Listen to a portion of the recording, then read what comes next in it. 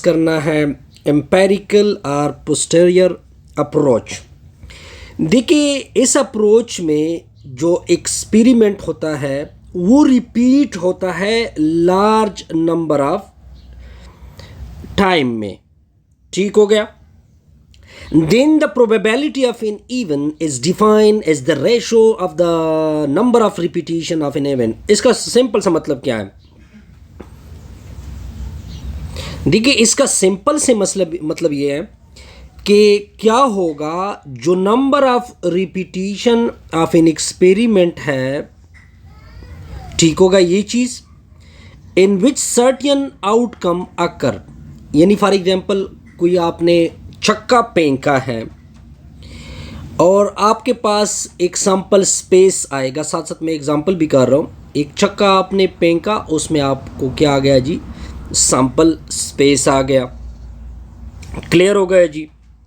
अब आप क्या कर रहे हो, इससे इवन हिस्सों का क्या बना रहे हैं जी? इवेंट बना रहे हैं। ये आपने इसका इवेंट बना लिया। अगर आप सैंपल स्पेस को देखें, सैंपल स्पेस में नंबर ऑफ एलिमेंट कितने हैं? 6। सैंपल स्पेस इन इवेंट में कितने हैं? 3। अब आप क्या करोगे सर? अब आपने प्रोबेबिलिटी फाइंड करनी है ए की। तो डिफिनीशन के मुताबिक, इस एक्सपेरिमेंट के डिफिनीशन के मुताबिक आपने क्या करना है?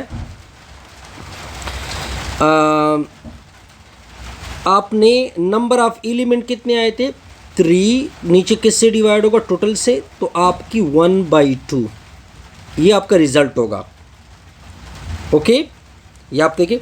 Show that the chances of occurrence of in certain event A when a balance die is roll. इसका मतलब ये है कि जब आप डाइस को रोल करोगे तब आपके साथ 1/2 चांसेस हो जाते हैं। ठीक हो गया। लेकिन ये बैलेंस डाई की बात हो रही है, ठीक है। लेकिन अगर हम डाई को अनबैलेंस करें तब हमें मुश्किल पड़ने वाली है, ठीक है। क्योंकि फिर क्या होगा, देखिए ये आपने एक अनबैलेंस डाई जो है इसको रोल किया। ये आपका जाहिर बात है टोटल सैंपल स्पेस तो इससे बड़ा नहीं हो सकता।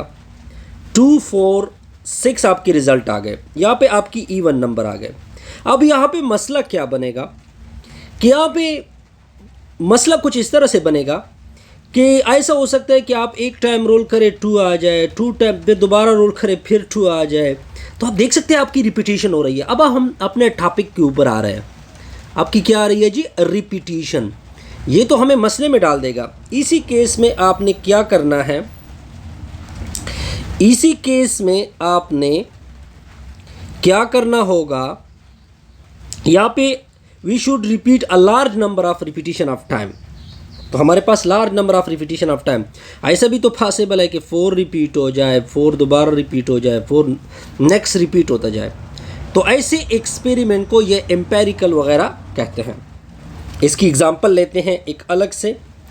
सपोज ये एग्जांपल देके, suppose we repeat the experiment 500 times.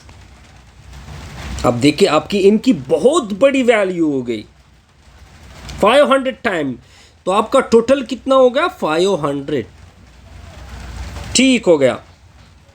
In this 500 time repetition of experiment, suppose आपकी जो इवन नंबर की रिपीटिशन है, अगर आप डाइस को 500 टाइम रोल करें, मान लो कि आपकी इवन नंबर की तादाद कितनी आ जाती है? 200 टाइम। तो ये आपका क्या होगा? एम्पेरिकल एक्सपेरिमेंट के मुताबिक इसका रिजल्ट होगा। ठीक हो गया जी।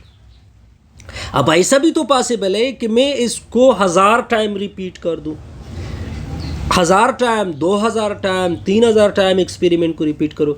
तो इस वजह से आप देख सकते हैं कि हमने क्या लगाया था, इन अप्रोच टू इन्फिनिटी, ऊपर रिजल्ट और नीचे रिजल्ट, वो आप ऊपर से देख सकते हैं। अब देखिए अब इस एक्सपेरिमेंट की कुछ लिमिटेशन आएंगे। Limitation number 1, this approach is too much expensive. बड़ा तका देगा सर यार आपको, एक्सपेरिमेंट तका देगा आपको, मुश्किल है जी। तो ये इसकी लिमिटेशन हो जाती है, ये हमें मुश्किल में डाल लेता है। The probability obtained by the approach will different with the different individual। ऐसा भी तो पॉसिबल है कि 3-4 बंदे कर रहे हो, ठीक है, 500 मरतबा 250 को रोल कर रहे हैं, और उस किसी के साथ 300 मरतबा इवन आएंगी, किसी के साथ 200 मरतबा। तो ये अप्रोच हर एक की इंडिविजुअल रिजल्ट आएगा हर एक के साथ। ये इसकी क्या थी, एक्सियोमेटिक अप्रोच। ये एक्सियोमेटिक अप्रोच क्या है, इसको देखते हैं sir. Axiomatic approach, the approach based on the set of axiom is a statement that is assumed to be true. Suppose कर ले, इसको एग्जांपल से क्लियर करते हैं। ये आपका पूरा सैंपल स्पेस है। अब इसी सैंपल स्पेस में आपके डिफरेंट इवेंट बने, head tail head tail head tail वगैरह। ये आपके सारे क्या है, सॉरी ये पॉइंट हो गए। सैंपल स्पेस को क्या कहते हैं, जब आप इसका सबस्पेट लेते हैं तो वो इवेंट बन जाता है। जो सैंपल स्पेस की एलिमेंट होंगे वो पॉइंट्स बनेंगे। अब हम क्या करेंगे, we assign a real numerical value to each sample event से। अब देखिए क्या करेंगे, इसकी कोई वैल्यू होगी, इसकी भी कोई वैल्यू होगी, हर एक की वैल्यू होगी। उस हर एक की वैल्यू को हमने क्या कंसीडर किया, ई आई, और इसकी प्रोबेबिलिटी, हर एक की प्रोबेबिलिटी क्या आएगी, पी आई आएगी। तो ये बात नोट कर ले कि पूरे सैंपल स्पेस की प्रोबेबिलिटी या तो 0 होगी या क्या होगी, 1 के बराबर हो सकती है, लेकिन इनके दरमियान भी आ सकती है। पूरी सैंपल स्पेस की बात हो रही है। पूरी सैंपल स्पेस की प्रोबेबिलिटी 0 पॉसिबल है, लेकिन 1 से बड़ी नहीं हो सकती, ठीक है। यानी इवेंट की जो पूरा सैंपल स्पेस होता है, इसकी प्रोबेबिलिटी 1 होती है। अगर दो म्यूचुअली एक्सक्लूसिव इवेंट है तो उसका रिजल्ट एम्प्टी होगा। अब अगर ये आपने एक फॉर्मूला याद करना है, ये आपके नेक्स्ट में काम आएगा। नेक्स्ट में आपके क्या आएगा जी, काम आएगा। अब जी देखते हैं एक एग्जाम्पल। अब देखें, suppose we select a student randomly from a class to know his grade. ये हमने it is a give 5 possible outcome. हमने पूरा एक सैंपल स्पेस बनाया। ये सैंपल स्पेस किस तरह बना है कि 5 बंदे हैं, किसी का 5 ग्रेड के बंदे हैं, किसी का A ग्रेड है, किसी का B ग्रेड है, किसी का C ग्रेड है, किसी का D ग्रेड है, किसी का F ग्रेड है। अब हम हर एक को एक वैल्यू देंगे, हर एक को क्या देंगे, एक वैल्यू, ठीक हो गया। अब हम A को असाइन करेंगे 0.2। A के लिए हमने क्या पॉइंट असाइन किया, 0.2। B को क्या असाइन कर देते हैं, 0.4, मर्जी है अपनी। और C को क्या पॉइंट कंसीडर करते हैं, 0.3। और जिस तरह के आप एक्सियोमेटिक अप्रोच में क्या करते हैं, हर एक को आपने असाइन यानी 1 2 एक्सेट्रा करने हैं। सिमिलर यहाँ पे D के लिए क्या असाइन करते हैं, 0.1। F के लिए क्या असाइन करते हैं, 0.2। अब अगर आप देखें, अगर आप इन सारों की प्रोबेबिलिटी देखें, यानी P ऑफ A देखें, P ऑफ B देखें, up to so on P of F तक प्रोबेबिलिटी देखें, ये लेस देन 1 होगी। ऐसा भी पॉसिबल है कि इक्वल टू 1 आ जाए, लेकिन 0 पॉसिबल है, लेकिन 0 से पीछे नेगेटिव में नहीं हो सकती। ये आपने नोट करना है। अब आगे देखें, अब ये पूरा सैंपल स्पेस है। अब पॉइंट 2 को देखते हैं। ये जो पूरा सैंपल स्पेस है, यानी जिसमें A grade, B grade, C grade, D grade, E grade, F grade पड़े हुए हैं, इसकी जो प्रोबेबिलिटी होगी वो ज़्यादा से ज़्यादा क्या हो सकती है? 1 हो सकती है। क्लियर? अब अगर इस इवेंट की प्रोबेबिलिटी, इसकी और इन दोनों में इंटरसेक्शन सपोज कर ले एम्प्टी आ जाए, तब इसकी यूनियन का रिजल्ट इक्वल होता है P of A plus P of B. ये आपने एक रिजल्ट नोट करना है, ये नेक्स्ट एग्जाम्पल में यूज होगा। देखते जाइए। सबसे पहले आपने कार्ड को सीखना होगा।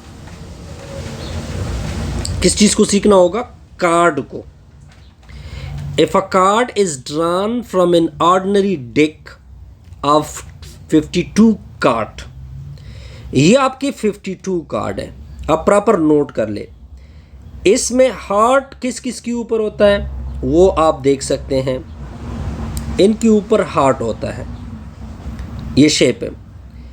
क्लब किसके ऊपर होता है? इन सारी वैल्यू के ऊपर क्लब होता है। क्लियर जी?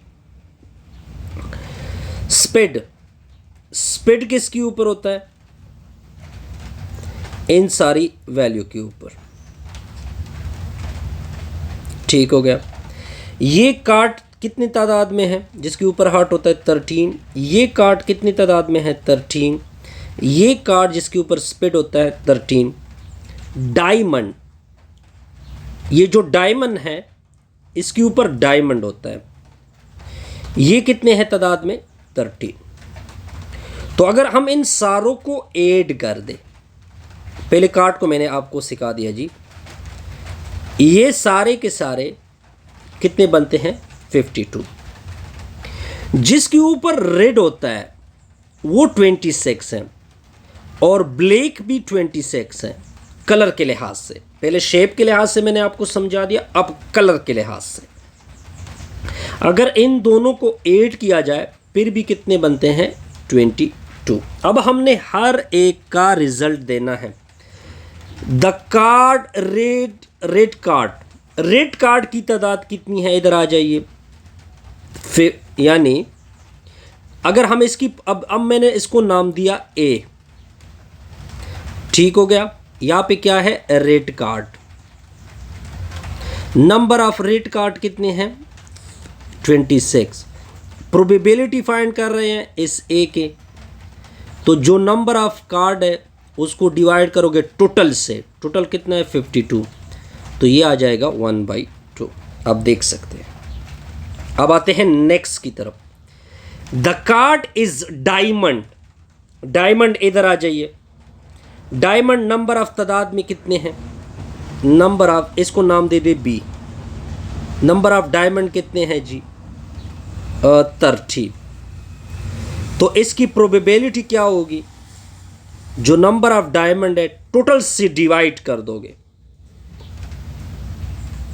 13 4 52 होता है, 1/4। ये भी क्लियर हो गया। The card is 10। ये अब आपको खुद गिवन है कि कार्ड क्या है? 10 है। कार्ड क्या है जी? 10 है। ये क्वेश्चन थोड़ा सा कंफ्यूजन वाला है जी, इसको प्रॉपर देखते हैं। लेकिन आपने 10 किसके लेने हैं? अच्छा, अब ये देखता है, ये देखे, इसको आपने नोट करना है। The card is 10। यानी आपने कितने कार्ड उठा लिए? 10 कार्ड उठा लिए। इसमें कंफ्यूजन है, इसमें बहुत कंफ्यूजन है जी।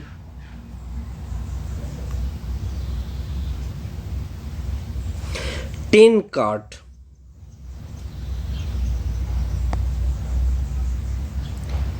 या तो ये क्वेश्चन इस तरह है,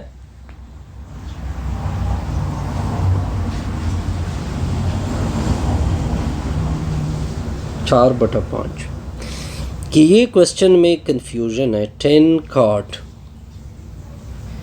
या तो इसकी बात हो रही है जी, अच्छा इस 10 कार्ड की, 1 2 3 4 5 6 7 8 9 10 11 12 13, ये तो 13 है। ये किसकी बात हो रही है जी? इसमें मुझे कन्फ्यूजन है कि ये किस चीज़ के मुतालिक है। 10 कार्ड, क्योंकि यहाँ पे अच्छा ठीक है 10 कार्ड, 10 कार्ड, अच्छा अब मुझे क्लियर हो गया जी। ये इस तरह कार्ड होते हैं ना, जो कार्ड होते हैं 10 कार्ड तादाद में कितने हैं? 10 कार्ड तादाद में 4 है, क्योंकि जब आप ताश के पत्ते को ओपन करोगे तो 10 कार्ड तादाद में कितने होते हैं? 4 होते हैं। तो 4, अब आप इसकी प्रोबेबिलिटी फाइंड करोगे तो 4 की नीचे 52 आएगा, क्योंकि उठा तो 52 से रहा है, तो ये आएगा 1/30। अब मुझे क्लियर हो गया, 10 कार्ड की बात हो रही है। यानी ये 10 कार्ड जो है, 10 कार्ड तादाद में 4 होते हैं ना, और उसके 10 और इसके कितने मार्क्स होते हैं? 5 मार्क्स होते हैं। अब आते हैं जी नेक्स्ट एग्जाम्पल की तरफ, एग्जाम्पल 6.5 की तरफ जाते हैं।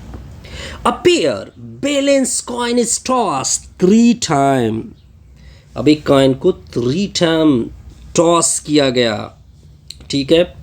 तो जब भी इस तरह होगा, पहले आप टोटल फाइंड करोगे। टोटल किस तरह होगा? सैंपल स्पेस, कितने टाइम टॉस किया हुआ है? 3 टाइम, तो लिखोगे 2, ऊपर लिखोगे 3।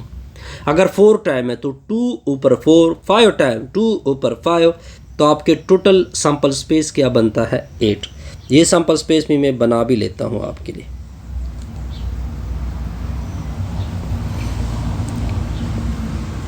सैंपल स्पेस कहाँ पे बना हुआ है जी? बिल्कुल एग्जैक्टली, ये देखिए, ये सैंपल स्पेस आपका बना हुआ है, ठीक हो गया। अब क्या कहते हैं? What is the probability that at least one head appear? वो प्रोबेबिलिटी बताए जिसमें एक हेड अपीयर है। देखिए इसमें एक हेड है, ज़्यादा कम से कम एक हेड, इसमें भी हेड है, इसमें भी हेड है, इसमें भी हेड है, इसमें भी हेड है, इसमें भी हेड है, इसमें भी हेड है, लेकिन इसमें नहीं है। तो हमारे टोटल कितने बनेंगे? 7, और टोटल कितना बनेगा? 8। आसान सा एग्जाम्पल है जी, आसान सा। अब आते हैं जी काउंटिंग प्रिंसिपल की तरफ। इससे हमारी ये वीडियो कंप्लीट। काइंडली वीडियो को लाइक किया करें, कमेंट्स किया करें, और साथ साथ दोस्तों के साथ शेयर किया करें। प्लीज़ लाइक किया करें वीडियो।